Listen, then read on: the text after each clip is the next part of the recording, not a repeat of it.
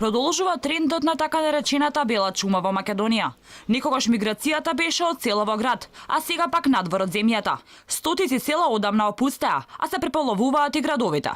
Во август 349 граѓани на Република Македонија побарале азил во земја од Европската унија, а од нив 1/3 се повторни барања на азил откако еднаш биле одбиени. Покажуваат последните бројки на Европската канцеларија за азил. Се уште 919 лица од Македонија се во исчекување на одговор. Граѓаните велат дека бараат чарен надвор од земјава заради подобра екзистенција, подобар живот иднина. Најчести причини за заменување велат дека се ниските плати, образовниот систем и економската нееднаквост. Се иселуваат дека тешка ситуација.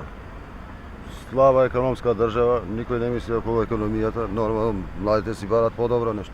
Се иселуваат затоа што Македонија не е окей да се просперира како што треба и се селат барајќи подобри можности. Нема работа или има завршено високо образование, според образованието што го завршиле, слабо се платени. Значи, слабо е платена работата во Македонија. Вие да имате шанса би се иселила од Македонија? Да. Па дефинитивно за подобар живот. Статистиката на миграција од Македонија е поразителна, а без коренити државни реформи трендот на иселување е насопирлив. Аналитичарите велат дека очекуваат бројките се повеќе да растат, па дури и при влезот на држава во европското семејство. Овој тренд се очекува и да порасне. Број ќе се зголемува и понатаму.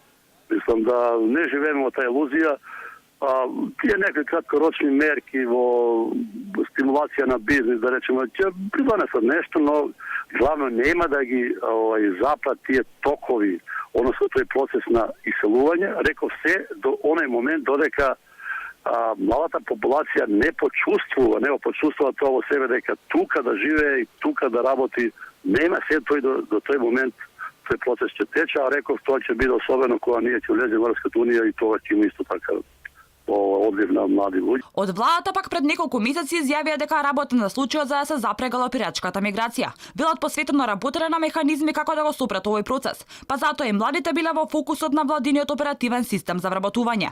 Во јули бројката на барања азил од Македонија била 351, а во октомври 2017 година 505.